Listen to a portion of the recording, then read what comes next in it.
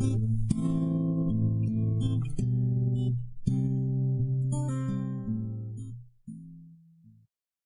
there once again, fellow peregrinos. Welcome to the Camino de Santiago Pilgrims podcast, where we talk about planning and preparation for life on the road to Santiago, as well as tips, tricks and hacks to make your journey along the way a lot more enjoyable. In this episode number 11, we're talking to a lovely young lady from Germany who, as it happens, is also a master's student at the Royal Academy of Music in London, where, get this, she's a violinist with the Royal Philharmonic, so again, Royal Philharmonic Orchestra.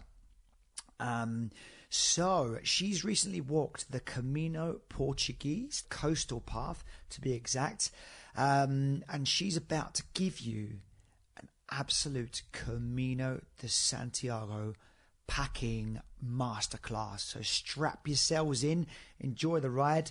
And we began, as always, by asking Johanna why and how she decided to walk the Camino de Santiago. Here's what she had to say.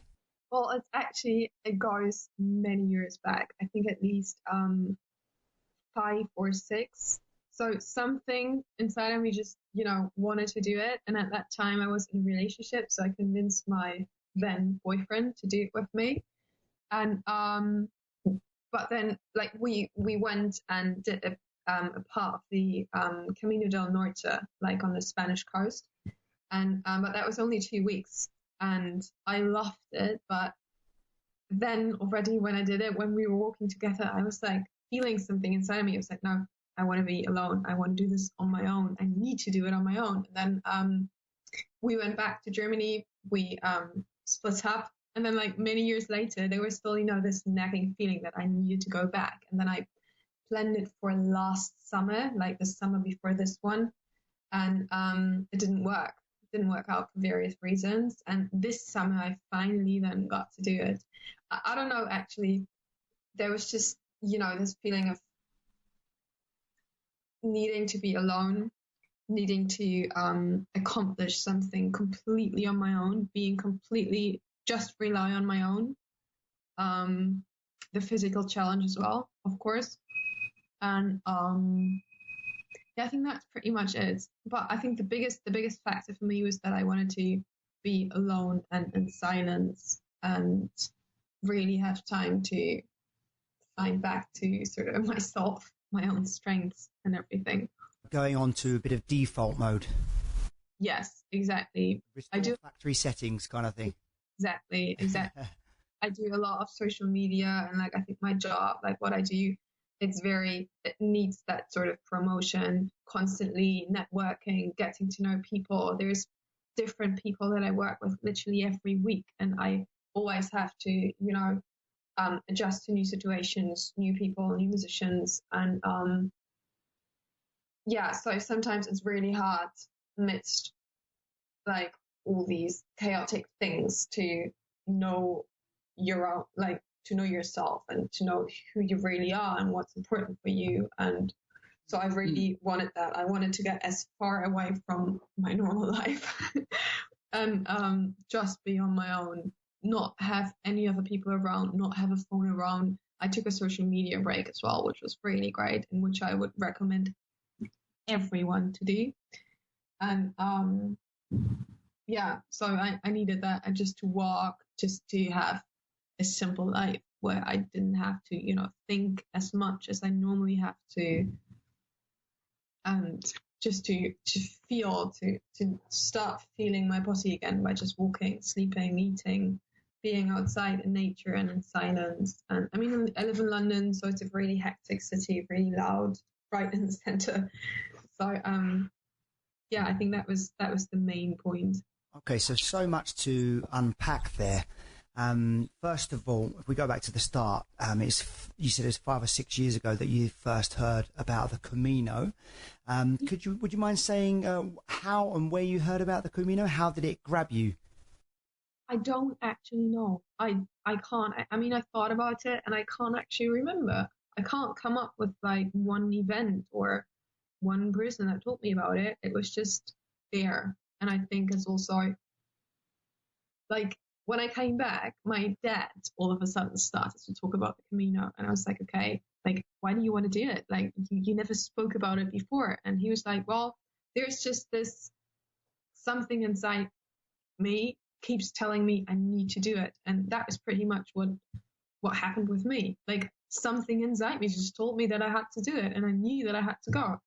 Like, there wasn't a particular reason. It was just there. And you obviously had a taste of that when you walked 2 weeks on the Camino del Norte, and you liked it. You kind of cut your teeth on a shorter Camino with your ex-boyfriend, you said, and then you moved on to making the decision to walk in the Camino Portuguese, which was this summer just gone, right?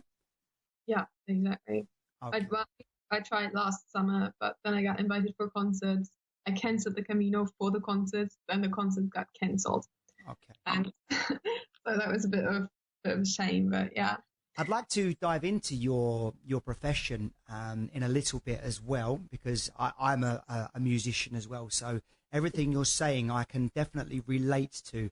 That yeah, social media is a big part of our job, and we have to be constantly self-promoting, even if we don't like to do that. If we're even not that kind of people, we have to take our kind of personal head off and put our sales head on in some ways, which is not always easy to do if you're not that kind of person and you're more of an arty or creative person. So it'd be very nice to dive into that part in a little bit, but just for now, I'd just like to ask you specifically about your Camino Portuguese. I'll try and say it in an English accent instead of a Spanish. Your Portuguese Camino, and where did you start and how did you get there? I started in Porto. So I flew to Porto from London Gatwick, it was, I think. Yeah. So just had to fly to Porto, and then I took the train to the cathedral in Porto, and from there I walked. So I didn't take the bus to Matosinhos, which is what many people do. So I actually just walked from Porto to Matosinhos. That was like my very first stage, which only was like 12 kilometers, which was good though, because I had spent the day getting to Gatwick Airport, getting on a flight, then sorting everything with the trains and everything. So I had been on the road and sort of traveling already for, I think, like 8 hours, something like that. So 12 kilometers was just the right first stage to walk. And it was nice to be in Porto, in the city a bit, to walk alongside the river. And yeah, it's incredible, isn't it? The Porto part of the Camino Portuguese is absolutely beautiful. Oh, it was the best. I mean, that was only like the very first day, but like then the following days, it was so beautiful. All the boardwalks by the beach, and I mean, I did it because I wanted to be close to. You took the coastal route. I did, yeah. Right. Okay. It is absolutely fantastic. Like Portuguese beaches, they're like, I don't know, like nothing I've ever seen before. They're so like rough and steep and clean and white and beautiful and just incredible. And then all the surfers, it's just great. So yeah, that was great. And I missed it a lot once I got to Spain and had to walk inside, obviously. Why did you choose the coastal route instead of the inland route? Because I wanted to walk by the sea. Right. Living in London or in such a concrete jungle, that was the draw for you? Well, I'm just generally a sea person, I think. I love the sea. So whenever there's water, I have to go there. And I mean, I went swimming most days. And I mean, how incredible is it? You start. Did you swim while you're walking the Camino? Yeah, some days. Fantastic. Days. I mean, I felt a bit sad because like at some point I realized, okay, the only reason that I didn't go swimming is because I didn't want to spend the time because it takes such a long time. But then I always try to remember myself, okay, I shouldn't stress. It's holiday. It doesn't matter whether I get to a place 1 hour or 2 hours later. So, yeah. And I started to go swimming and it was great. It was pretty great. Okay, so you've managed to get yourself, after 5 or 6 years, that little bit of headspace that you were looking for, a little break from performing. How many people do you perform in front of each concert, more or less, just out of interest? Sorry, how many what? How many people do you perform in front of at your concerts? Okay, it varies. I mean, like the biggest concerts might be. I mean, I just played a concert at the Henley Festival. I think they had like 6,000 seats. Right. It really depends. It goes from 200 to 2,000. So it's different settings, different audiences, different halls. And then it's just you. After all of that, it's just you and the sea and the sky. Yeah. Camino. Beautiful. So actually, I had some right before flying to Porto. I played some concerts in the south of Spain, funnily. So then I was back in London for 3 days, and then after that I was back in Porto straight. And I actually had that there already. So all the concerts that we played, they were right by the sea, and we were there with an orchestra. So I was playing 3 pieces as soloist with the orchestra, and then while the orchestra would go on playing the second half of the concert, I would always go swimming at night at the sea. So that was something that I had there already. But then, yeah, that was amazing. So that was just a little bonus that you got to do it in your concerts and on the Camino as well. So you're getting your sea fix during the summer. This summer I did, yeah. Absolutely beautiful. Okay, so you've taken a break from your concerts. You walk in the Camino, let's say the Portuguese Camino. I keep reverting to Spanish there. And first few days, how were your feet? Because sometimes, obviously, from going to not walking very much to walking a lot, you can get some blisters. Did you have any? And if you did, how did you deal with them? Well, first of all, I would consider myself as a fit person, so in shape in general. And even like before I went to Spain for the concerts and in that short intermission that I had back in London, I walked tons. Like I walked at least like 4 hours a day just through the city to like run some errands and everything. So I would do all of that just walking and not taking any trains or Ubers or whatever. So I would just walk. And I think I got used to that. I got used to walking a lot the weeks before slowly. I mean, I didn't do like a training. I didn't make a training out of it like some people do. They'd be like, well, I need to take my backpack and walk through the cities to get used to it. So I don't know, it just happened naturally that I was walking a lot more the weeks leading up to the Camino. And then I had a bit of a disaster with my shoes. So I had bought some hiking boots with like ankle support roughly 3 weeks before. So I had plenty of times to, break them in, and I walked a bit in them. But then when I was walking in them, I realized, okay, it feels a bit like, A, they're too hot because they had like Gore-Tex and everything waterproof. And B, I felt like they were too heavy and like I was getting tired while walking in them.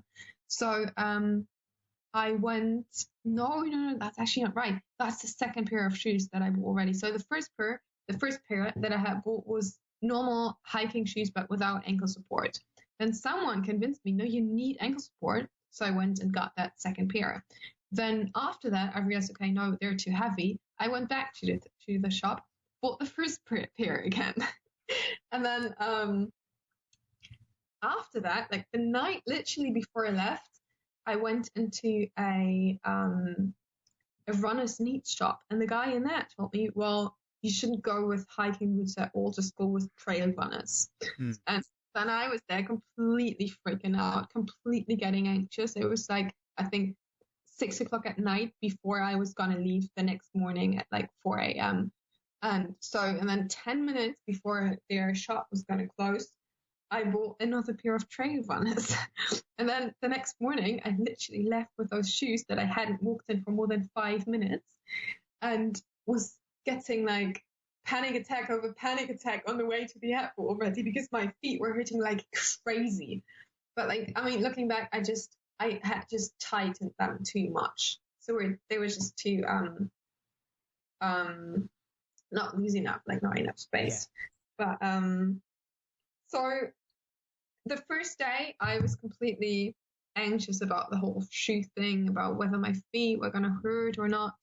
But I started to, figure out how loose or how tight to fasten those shoes, and then I was fine actually. I mean, I had some very good insoles, which I would recommend to everyone as well. And I was fine. I didn't have a single blister, not even the tiniest little blister. I got one blister at my thumb from my hiking poles, but not a single blister on my feet. Well, my wife would say, Johanna, a lady can never have too many pairs of shoes. So I don't think it's an issue that you were trying the different ones on, and your formula and your pickiness over your selection of footwear seemed to work because you didn't have any blisters. Now, for those who are going to walk the coastal route of the Portuguese Camino, you would recommend trail run, is that correct? I would, yes. I would generally, I think. I mean, I did hurt my ankles, but I don't think that was the trail runner's fault, but it's just that my ankles, they're just, everyone has their weak points, and my ankles are my weak point. And I ended up, because I actually, after getting to Santiago, I decided to walk even further to Fisterra. And nice. From that point on, I had both my ankles in bandages, like an ankle bracket. And just for support. For support, no, and because I had actually hurt my right ankle, like about maybe 5 days in, I had hurt my. Well, I didn't roll over. I googled it, and apparently it's called anterior ankle impingement, which happens when you don't roll over to the outside, but more like to the inside, and then the soft tissue that is between the two bones just gets squished, whatever. So maybe some trail runners with ankle support. That's what you'd do if you were to do it again. I don't know if there is trail runners with ankle support. No, I would just take. We need to invent them. Maybe, yeah. But it is true that ankle support does make you less flexible. Mm-hmm. And I don't know. I think I would just pack the bandages and be even more careful, having that in mind, because I do remember that it was some terrain where there was stones, and I had to walk from stone to stone, and it wasn't even and everything, and it happened that day. And I think it happened also on a day, the first day was where more than 25 kilometers. So I was just, take it easier the next time for the first days.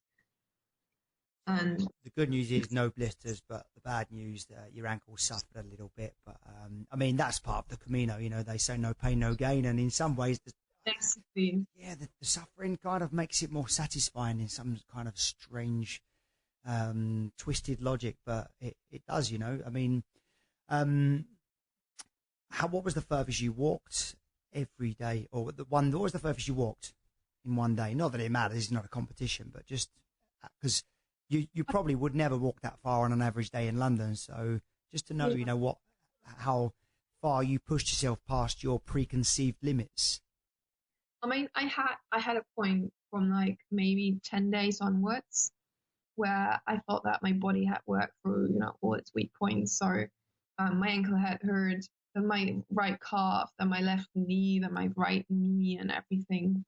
But after that, I had the chance to do that. And after that, I just sort of felt like I got that boost, and I just felt super strong. And then when I arrived in Santiago and decided to go to Finisterre, I did that in 3 days. Because I had gotten so fast, and so the last stage of going into Fisterra was actually, I think it was 36 kilometers, because I decided to go to the lighthouse and back the same day, and so I think that was about 36 kilometers, but it didn't feel like that. I think after a while your body definitely toughens up to the task. Yeah. It acclimatizes to what you're doing to it daily. So for those people that are worried that maybe their body doesn't have those kind of kilometers in them every day, your body will surprise you. There's no doubt about that. And you will smash limits that you previously think you couldn't smash. And you're just proving that as well. I mean, 36 kilometers in one day. And that's a hard part of the trail between Santiago and Finisterre. I think that it's I know. There's that steep mountain. And there's that that you have to walk quite far between the albergues. I can't remember what it is on the second day, but I think it's a good 30 something. It's probably what you did as well. So, and up to the lighthouse and back, that's 3 kilometers up, isn't it? 3 kilometers back. So, but for those thinking of going to Finisterre, what would you say? Yes or no? Oh, definitely. It was the best part of the whole thing. I would agree. Yeah. Best part.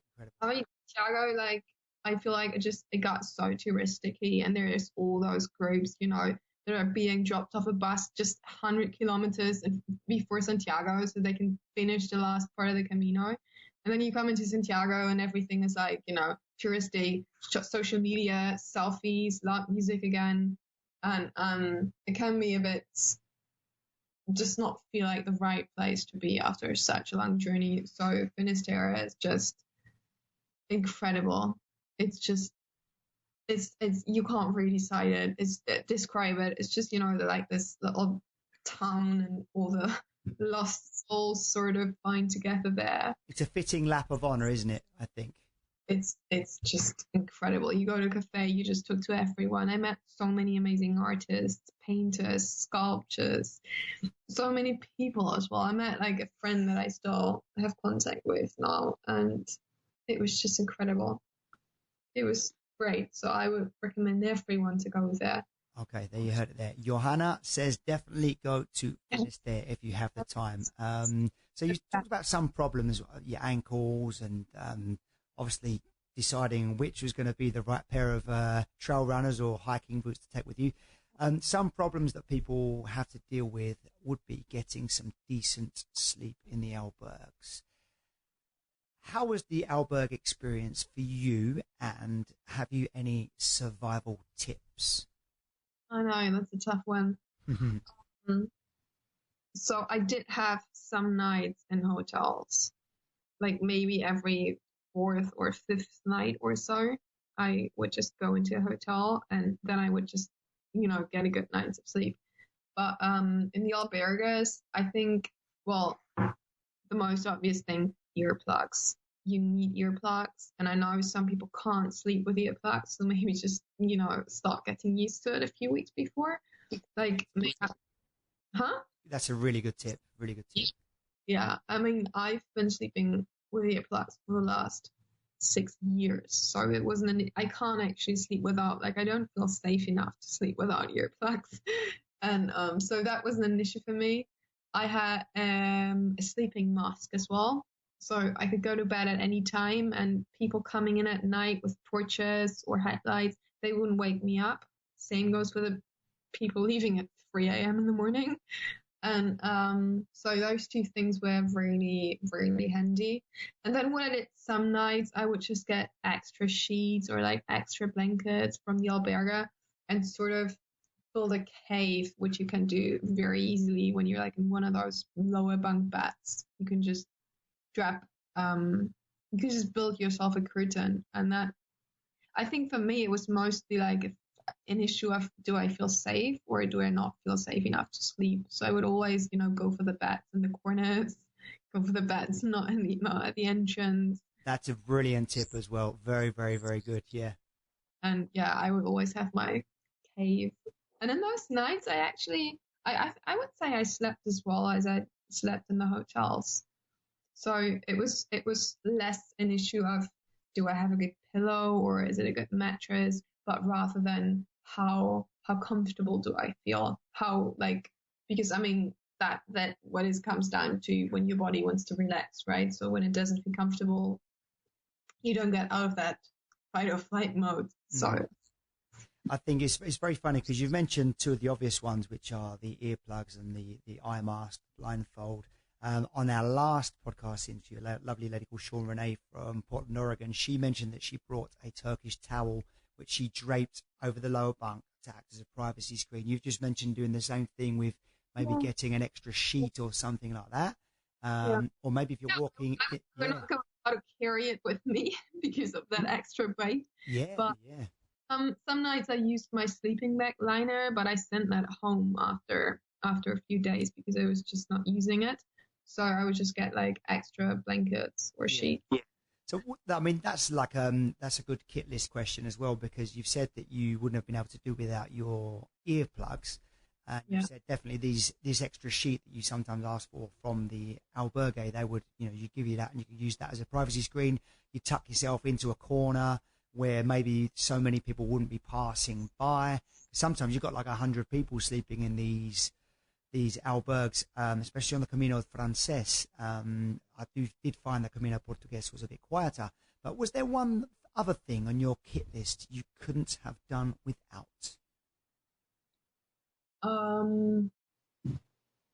Well, I mean, you should know I had like a really light backpack. It was barely 5 kilograms. It was like maybe 4 kilograms. Minimalist. Yes, completely. Even though I would not say I'm like that, like in my normal day-to-day life, but I knew right from the beginning, you're not supposed to have like more than 10% of your body weight. And when I did those 2 weeks, 5 years back, I had the worst pain on my shoulders, hips, everything hurt. And I was carrying like 7 kilograms, 8 kilograms maybe. So this time around, I was like, okay, I'm going to take a really small backpack and I'm not going to take a single piece of kit that I do not necessarily need. And if I need it, I'm going to research if I can't find like a lighter version of it. So literally everything that I took with me was very well thought over. And so I would actually say every single thing that I carried with me, I've really needed as well. But the most important thing maybe was hard one actually. What I really liked was I had a second backpack, like a day backpack, like you just roll. It was like barely 130 grams, so super light, and that was so handy when I would go out at night or like in the afternoon to go food shopping or to go into a city. I would just have a small backpack, and I really liked your homework there. Yeah, that's a really good thing to take because, excuse me, I walked the Camino. Part of the Camino Portuguese last December, and like you, I realized that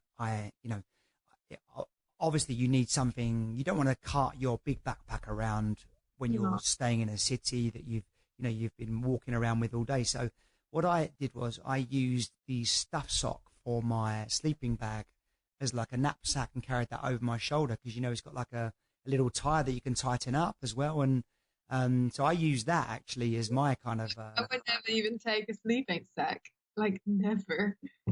So, but yeah, looks like it was good for something at least then. Yes, yeah. Well, if you're walking the Camino in December, you definitely need to have a sleeping bag with you because it's cold. It's very cold. But like every place that I stayed in had blankets, and if one blanket isn't enough, you can have. Like some places I stayed in, I had like 5 blankets because other people wouldn't use them, and I would just like have 2 blankets under the sheet so the mattress would be a bit softer, and then like 3 blankets on top of me. It was super cozy, super comfortable. Sorry to interrupt. Go on. Yeah, no, and I didn't have to carry a sleeping bag. As I said in the beginning, I had like a silk sleeping bag liner, which is what some people recommended, and I spent so much money on it.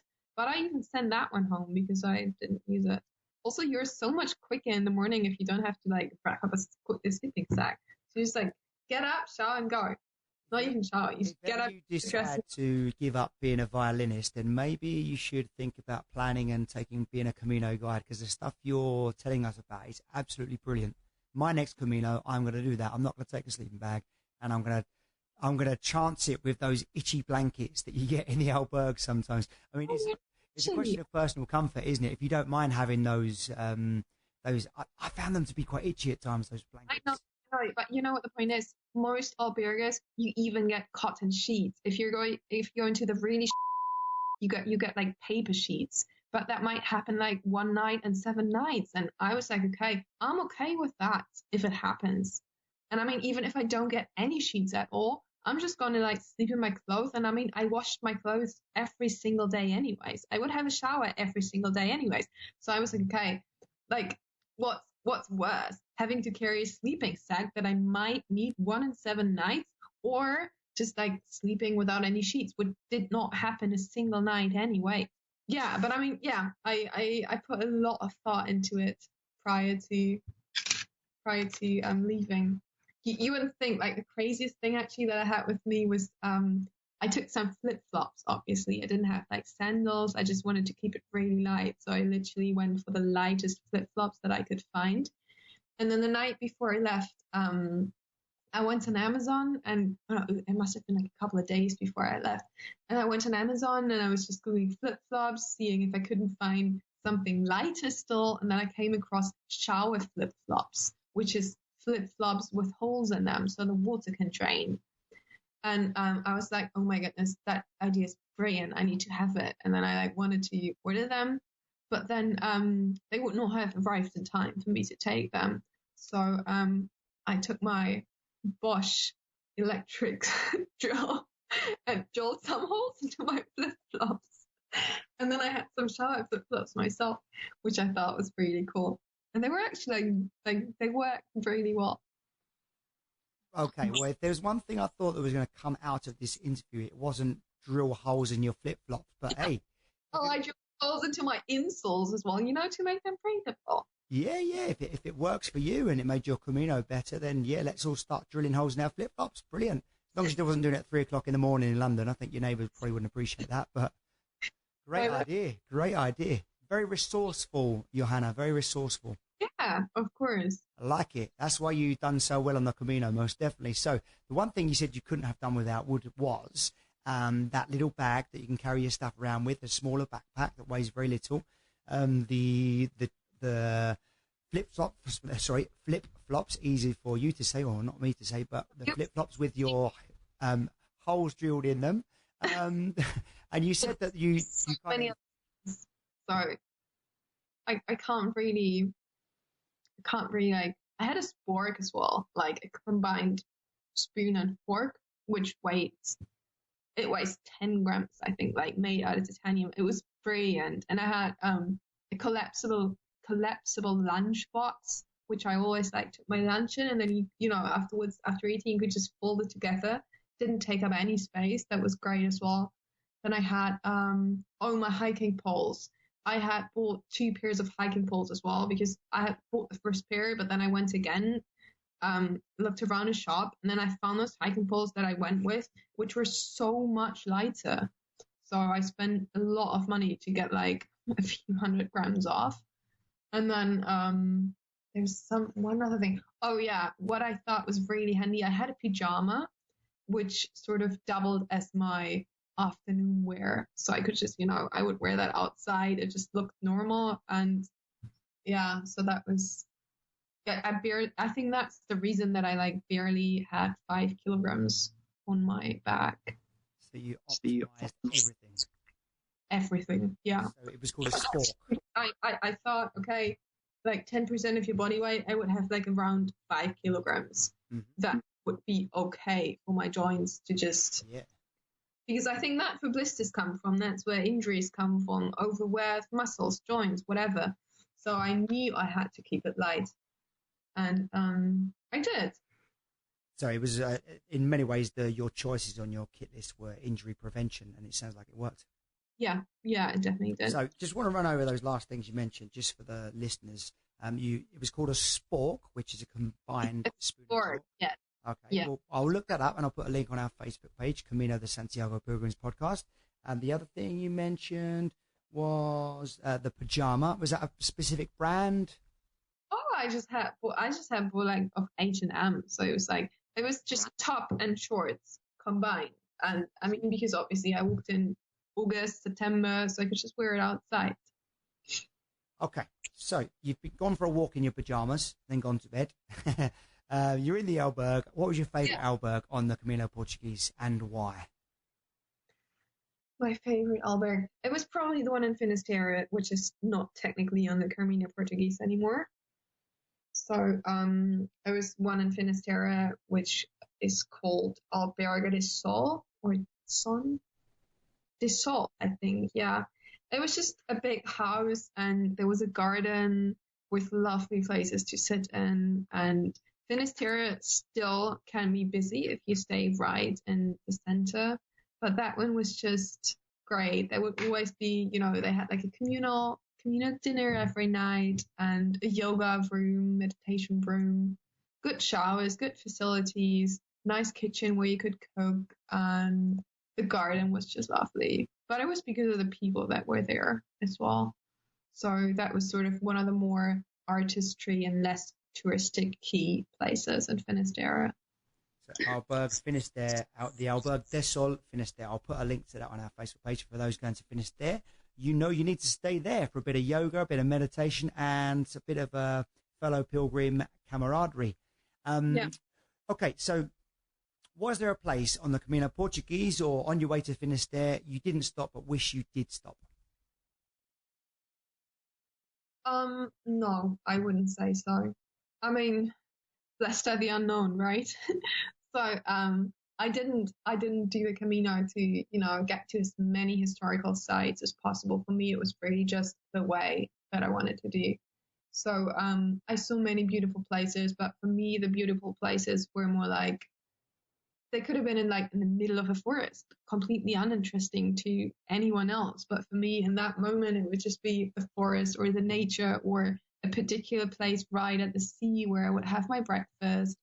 So I think I collected, just to put it that way, like an amazing amount of those beautiful places. And for me, it was less about cities or monuments or churches or like the historical sites, but more about those places. And I think I got so many of them, and it's beautiful having been there and like remembering the moments and like just the vibe of those places. So no, I don't think I missed out on anything. So you definitely have no regrets. No, Brilliant. no. Just to ask a question, did you, on the coastal Camino, Portuguese Camino, sorry, do you pass through Tui and Valença? I did, yeah. Okay. Did you stay on which side of the border did you stay on, and did you pass through there? Oh, that's a question. Let me look on the map. Because I stayed in a place in Valença, which is on the Portuguese side of the border. And when I crossed over to the Spanish side in the morning, I was so happy that I'd stayed on the Portuguese side of the border, because it was so much more beautiful, in my opinion, and a nicer place to stay. So anyone that's going to pass through there, my recommendation and my wife's recommendation would definitely be the Valença on the Portuguese side. There's a fortress overlooking kind of a misty river, really, really spectacular setting. So yeah, how about you? Did you stay around that area, or did you just pass through there? I crossed over into, I have to apologize, I actually did not come through Tui in Valencia, because I only went into inside the country at Redondela. So I stayed on the coast all the way up to Cadeiras, Nigran, Oia, Vigo, and then from Redondela, Pontevedra. Only from there, that's when the coastal road joins the central route. And all the way through. Stay in Tui or Valencia. Okay. Valencia. So you didn't pass through Valença, and you said there wasn't a place you didn't stop, which you did. But is there one thing you would do differently if you were to walk the Camino again? No. I thought you were going to say that. Actually, you seem pretty sure everything you did. I think I would take it. I would take it a bit slower the first days. But I mean, I did that anyway. So I purposely just did 12 kilometers the first day, and I purposely planned in a break, like a full day off, like on day 5 or so, right from the beginning. And which turned out to be necessary because of my ankle. Like I completely hurt myself so badly that I thought that I had to go home.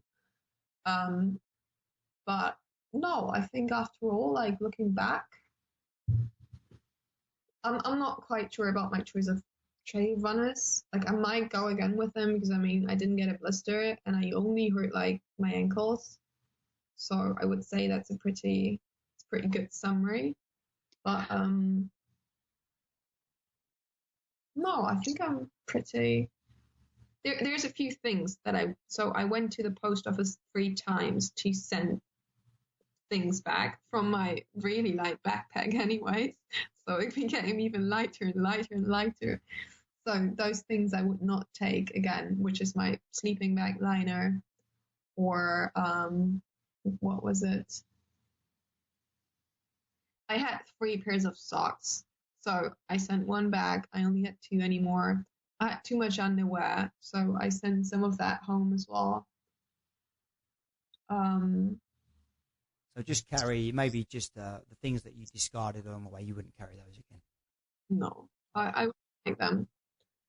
And we did touch on this at the start, and we talked about how different life is on the Camino to everyday life. I mean, whether you're working, let's say, a more conventional job, which might be an office job or a 9-to-5 kind of scenario, or whether you're a musician like you and I, and specifically you, because this interview is all about you.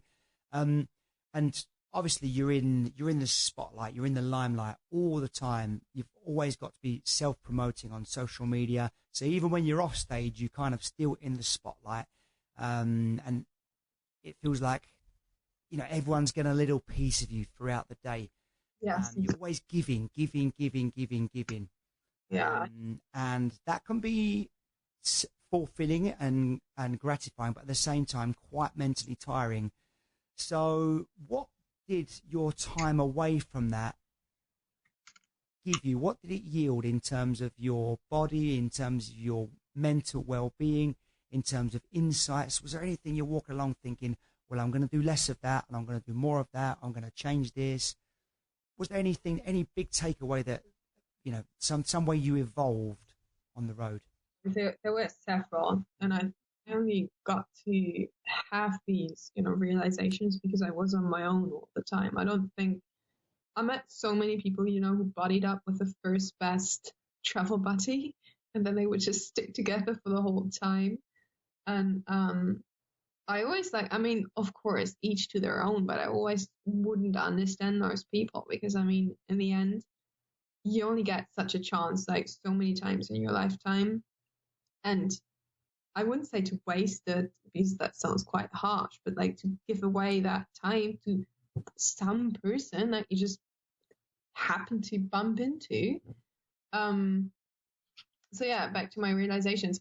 I had a few, which is, first of all, I need to take care of myself. If I don't take care of my needs, then my body's just gonna demand them later.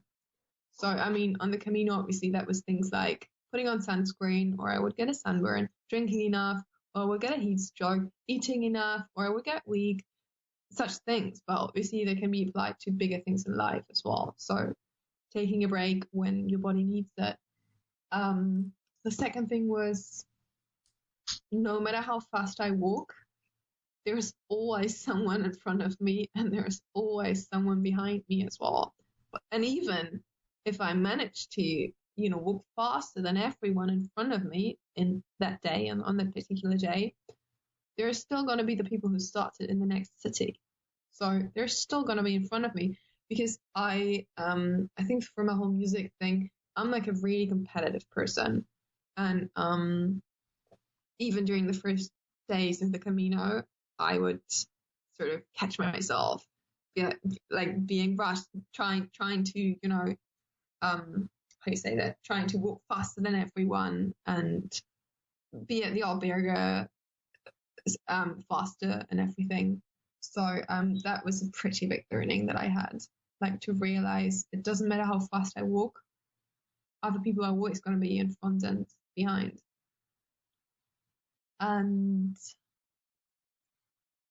yeah, there were many other things. Like one big thing was the company of other people, because it happens quite easily, obviously, that you start talking to other people and you have dinner with them. You might walk with them and it might be okay for you in that particular moment, but you also might want to be alone. And I've really had to learn to set boundaries, to really say if I wanted to be alone and not to feel bad for saying no to people, or being like, well, no, I hope you don't take it personally, but I want to be alone right now. Please go. But no, obviously I would not say it like that, but in that kind of way, if that makes sense. So yeah, that was something really good that I learned. So would you say that you learned that well, obviously you spend so much time around other people, sometimes surrounded by 600 to 2,000 people, 6,000 people. So that time on your own on the Camino was sacred for you. Yes. And would you say, were you always so comfortable in your own company, or was it something that you managed to kind of hone on the Camino? What do you mean if I was comfortable in my own company? Yeah. Was it something you became better at on the Camino? Has that always been the case? No. I am always comfortable in my own company. For me, it was more that the company of other people gets too much for me very, very quickly. So I can. Yeah. Sounds like you're an introverted extrovert. Yeah, maybe. Yeah, I read some things about that, but yeah. Yeah.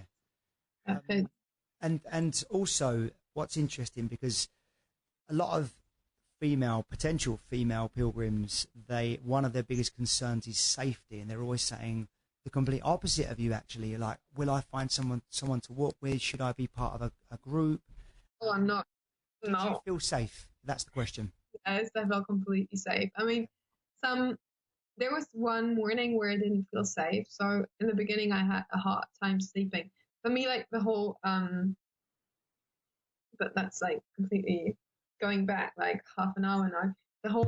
There was another big reason why I decided to do the Camino, which was connected with troubles with food that I have.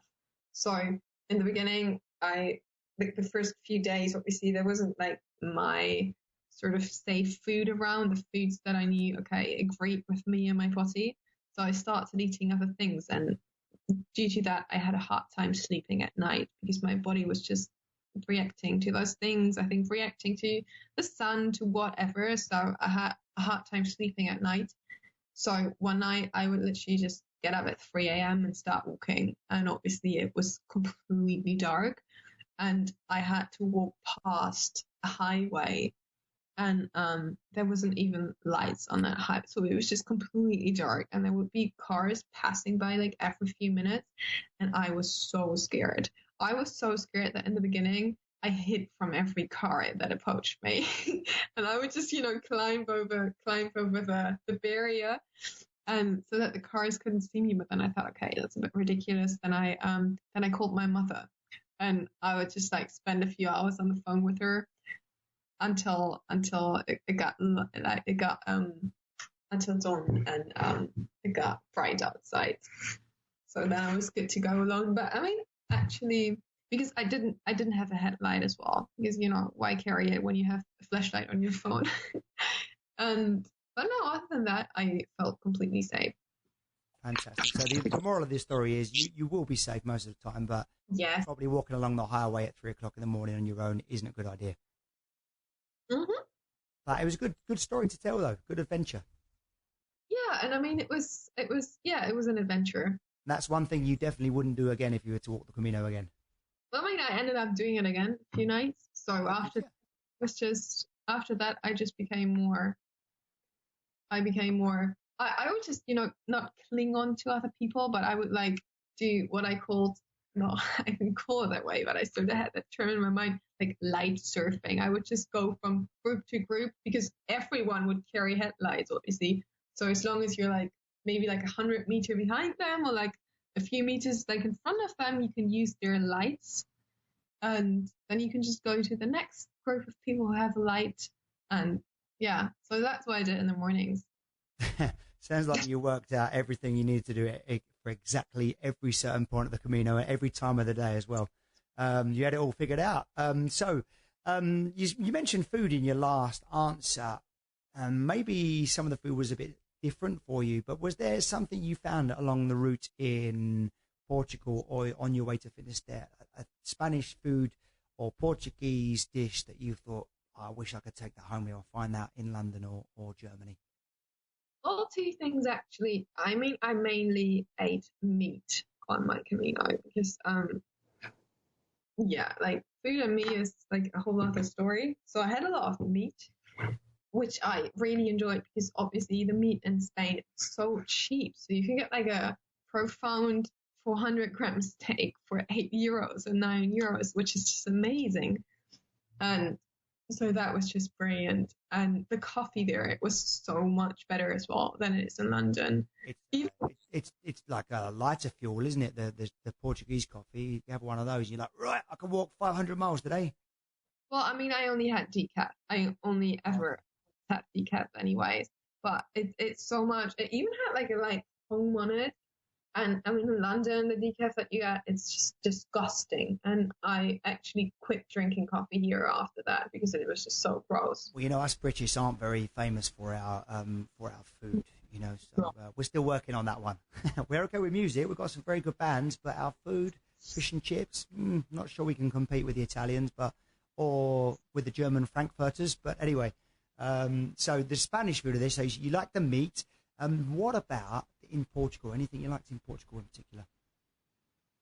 I do have to admit, I am not always a person to deeply dive into a food culture of a country. So, I mean, I travel a lot anyways, and I always really quickly just try and find a supermarket to buy my own stuff when I'm somewhere, and that's what I did in Portugal as well. So I would just go to the supermarkets, mainly cook dinner, have some leftovers for breakfast and lunch the next day. And yeah, when I would go to the restaurants, I would just always tell them, I want a steak and please put cheese and bacon on it and 2 eggs. And yeah, that's like a few words that I learned as well. So I could just tell them what I wanted really quick. What can you remember them? Well, meat is carne, right? Yeah. Queso for cheese. Bacon, everyone understands that's international. And egg was, I don't know. But then, yeah, I didn't have to learn that. Yeah, obviously, most people that work in the hospitality industry will know those words anyway. What about on the street in Spanish or Portuguese? Some word that kind of got you out of trouble, or you thought, I would definitely tell someone to learn that word if they're going to go and walk? Yeah, descafeinados. Okay, so decaffeinated. Yeah, so they would not know decaf. They would not know the word caffeine or coffee without caffeine. So yeah, descafeinado. Descafeinados or do? Yeah. Yeah, that's right. Yeah, descafeinado. Yeah, so you can say café con leche descafeinado, and that will get you your coffee without the lighter fuel in it, which is what you get often in Portugal. So descafeinado. Okay, so we're near to the part of wrapping this up, Johanna, and some of the stuff you said has been so useful. What would you say for you is if you have my packing list? Sorry? Get in touch if you want to have my packing list. I would love your packing list. In fact, yes, that was going to be my next question. Please can I have your packing list? Okay. That would be great. Yeah, love to see that. And maybe you can send it and we'll put it out on our Facebook page so everyone else can have a look at it and say, that's how you walk it like Johanna did. Just completely optimized. Brilliant. What would you say for you was the hardest part of the Camino? I mean, you've already alluded to the part that during the summer, it can actually be hard to find time alone. I found that as well when I walked it in summer. And what about something else that was really hard? Well, for me, there was 2 points. There was like one of the main reasons that I decided to do this, which I said was the whole food thing, and just like off protocol. If you think that's like too personal for your podcast, then just cut it out. But sorry, I lost that last part in the audio. What did you say? Sorry. I said there's this one reason also that led me to do this year. Yeah. Which is at the same time a really personal one. So if you feel like it's too personal, you just have to cut it out of your podcast. Okay, well, this is often part of a pilgrim's journey, is that they're trying to, they heal something inside, or trying to understand something, make sense of something. Could be a question, could be anything, an experience. So, if you are okay to disclose this, then, I think some people might be able to relate to it. Yeah, maybe. So for me, it was, I have been struggling, with like eating disorders for about 8 years, maybe. And particular, like the last years, it went into a direction that due to physical, medical things as well, I had to go on a specific diet, but that just caused me to lose more and more weight. And then sort of like those old eating disorder thoughts kicked in really strongly. And I just, prior to going on the Camino, I just felt like I actually was in no shape at all to do this. Like I was severely underweight, really weak, not sleeping most nights, having like really big digestive pain and everything. And so I thought, okay, I'm just going to do this. I'm just going to exhaust myself so much physically that I do not have another choice other than to eat what is there. Because, I mean, if you don't eat, at some point you die, right? And so that was like a main thing for me. So obviously I struggled with that a lot. So that was one of the hard things for me, that in the first days I would try and cling onto the foods that I regarded as safe. But then at some point they were just not there. And then I hurt my ankle, as I mentioned already. And I hurt it so badly that I literally, I think I walked like with 1 or 2 kilometers per hour, like step by step, heavily supported by my hiking poles. And on that day, I knew that I had to do like a distance of 10 kilometers, and my very smart book said that there's nothing to like buy food, nowhere to buy food.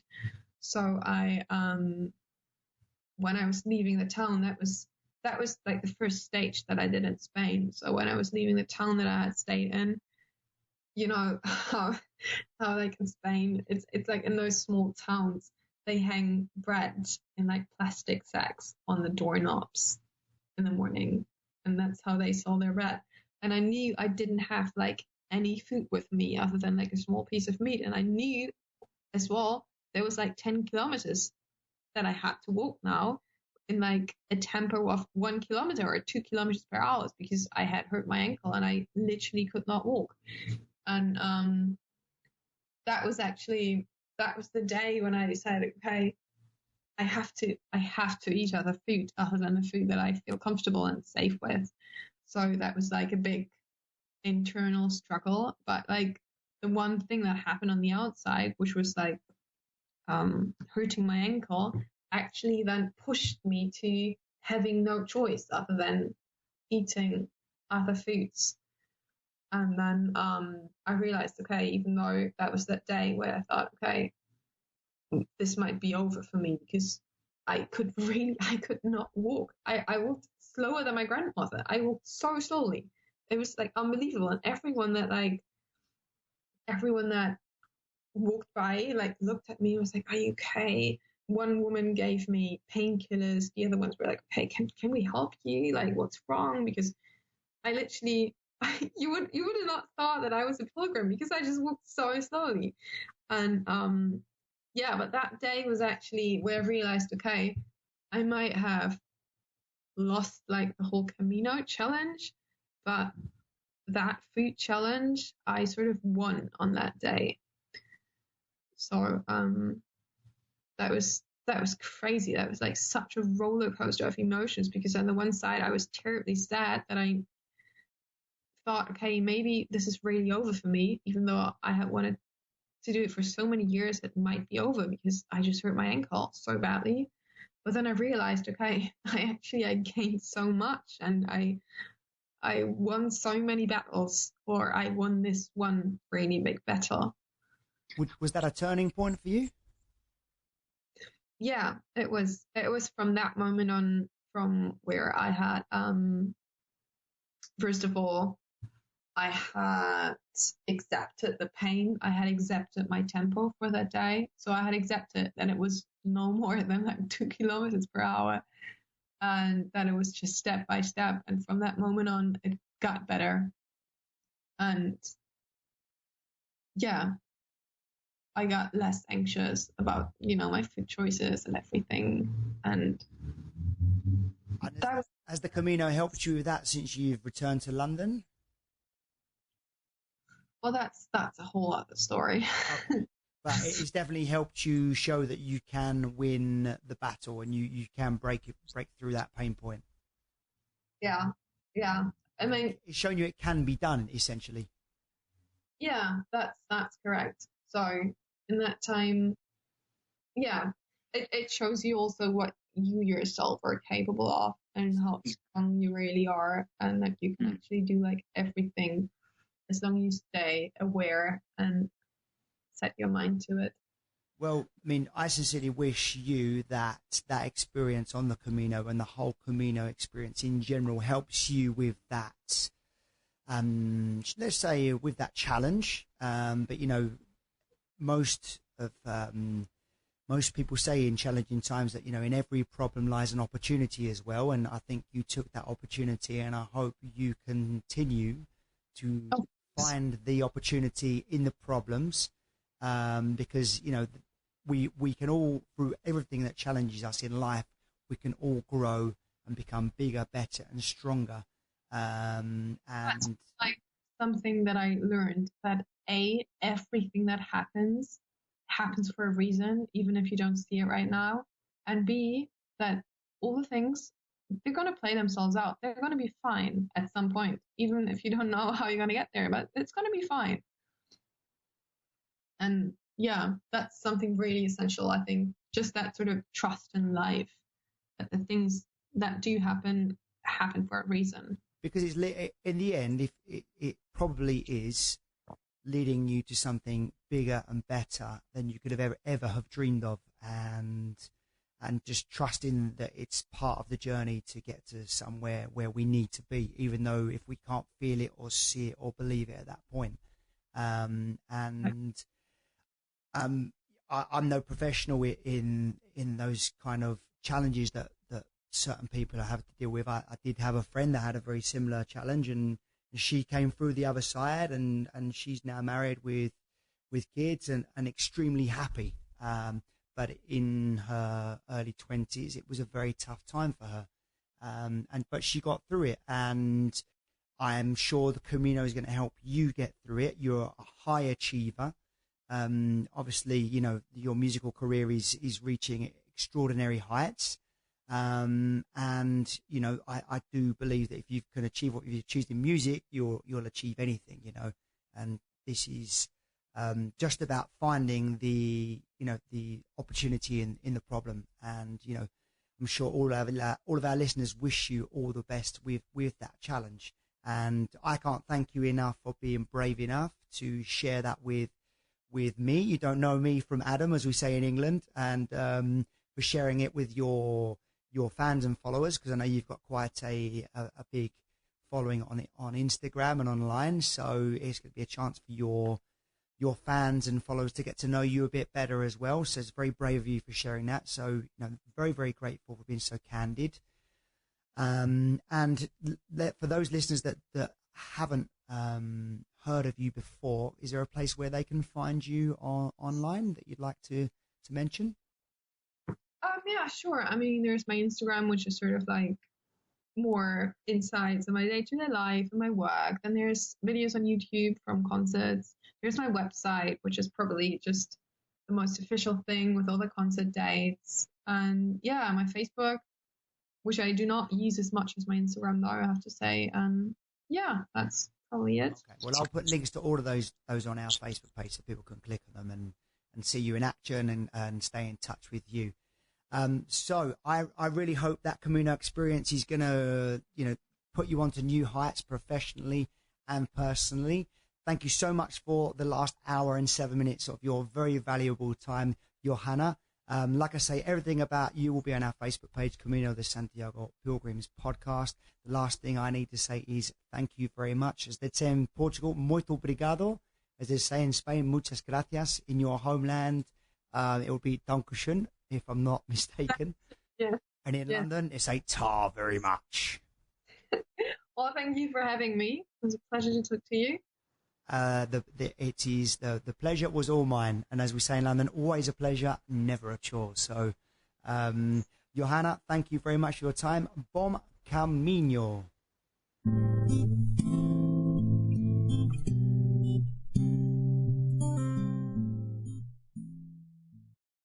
So just to summarize those key Camino carryouts from that interview with Johanna. So she started in Porto, the Camino Portuguese in Porto. She flew there from London and she went straight on to the coastal route from there. She didn't get one blister, and her secrets were that she wore trail runners, not boots, and she had some special inner soles that helped make that happen. She recommends going to Finisterre, which she said was the best part of the Camino. If you don't know where that is, if you carry on 3 days towards the Atlantic coast after you arrive in Camino de Santiago, you're going to see what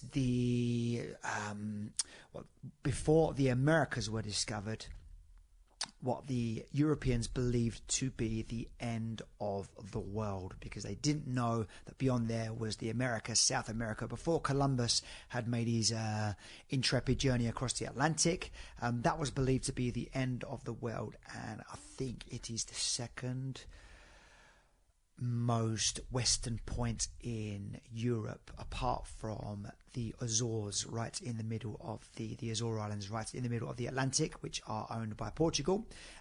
So yes, she recommends you go there, and I recommend you go there too. It's absolutely amazing. The sunset is as big as the sky, and it will blow you away. So we definitely agree on that one as being a great lap of honour for your Camino. Her survival tips in the albergue were, if you get tired on every fourth or fifth night, maybe stay in a hotel to get a break from it. Maybe get some extra sheets to drop in front of your bed so you can make a privacy screen if you're in the bottom bunk. And she also recommends, if you get there early enough, look for a bunk in a quiet corner away from the main entrance or away from any noisy staircases, as well as the obvious ones of taking your your earplugs and, of course, your blindfold. She says, and this is the first pilgrim I've come across that's mentioned this, but a very good idea, that you don't take a sleeping bag and you use the sheets. Now, just want a word of warning to this.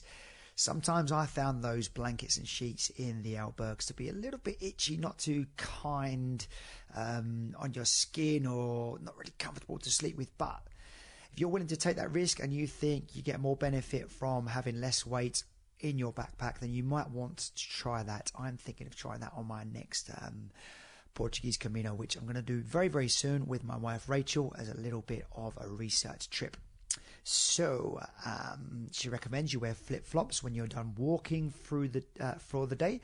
Also, something called a spork, which is a combined spoon and fork. So obviously you carry less weight there. I've put a link to this product on our Facebook page, which is El Camino de Santiago Pilgrims Podcast, and you'll see that on there. So just go there, give us a little thumbs up while you're there. That would be lovely. She also recommended taking a collapsible lunchbox to carry your food with. Obviously, she had some pajamas which could double up as some evening wear. So again, less weight to carry there. Absolutely brilliant idea and a great way to optimize your kit list. She said 10% of your body weight. Now, I've heard different things about this, about how much you should carry in your backpack. Now, the general rule is some people say 10%. around that figure. And there's also a school of thought that says if you're a smaller person, you can actually carry a bit more than that because you have a lower center of gravity. But I think the key is to experiment. Spend some time walking before you go on your first Camino. Experiment with different weights on your back, and you can kind of see how you feel most comfortable. I'd definitely recommend walking for a good 3 to 4 hours, seeing how your shoulders feel. But 10% of your body weight is a good place to start, definitely. So I am actually 78 kilograms, 6'1", so mine would be 7.8, something like that. Okay, 7.8 kilograms. I'm sure you can do the maths on that one. The albergue that she recommends is the Albergue do Sol, and that's in Finisterre, okay? I've put a link to that on our Facebook page as well, so if you go to Finisterre, definitely look up that place, okay? Now, if you want to follow Johanna, then please look on our Facebook page. I'm going to put links to her YouTube, links to her Facebook, links to her musicians page as well, and you can look for her on Instagram as well, okay? So thank you very much for listening to this podcast, episode number 11. I'm absolutely delighted to be receiving some lovely messages on our Facebook page, and also to see that we have people tuning in from all over the world. And just looking at our analytics on there, I can see that we have listeners in America. As I mentioned before, 34% of my listeners are over there across the pond in America. So to all you guys over there, thank you very much. 20% are in Australia, so g'day over there. I've got 8% in the UK, my home territory. So how you doing?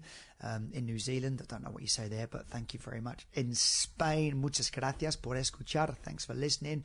In Canada, you guys too. In Brazil, muito obrigado. In Sweden, tusen tack. In Egypt, I guess you speak French there as well, so merci beaucoup. In Japan, thanks a lot. My thank yous don't extend to Japanese. In Morocco, I guess we can get away with French if you're in Morocco, so merci beaucoup. In South Africa, how's it? In Germany, Dankeschön. In Ireland, top of the morning or the day to you. In Belgium, Dankjewel. In Portugal, muito obrigado. In Norway, tusen tack. Those of you in the Netherlands, Dankjewel.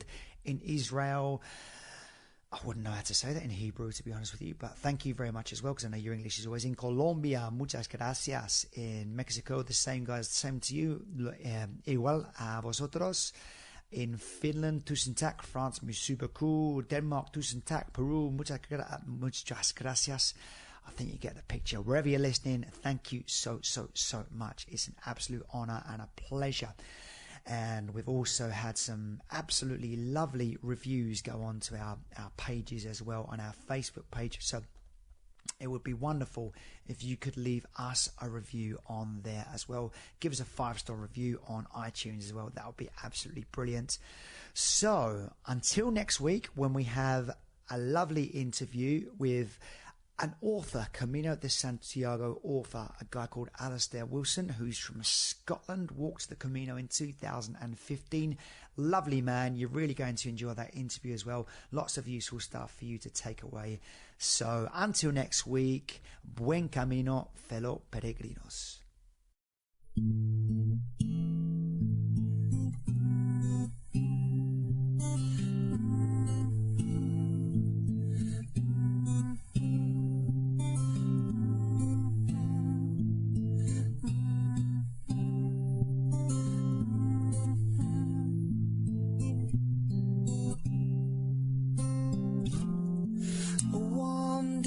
Wanderer, life adventurer, said he's a secret philosopher. He's a wandering wanderer.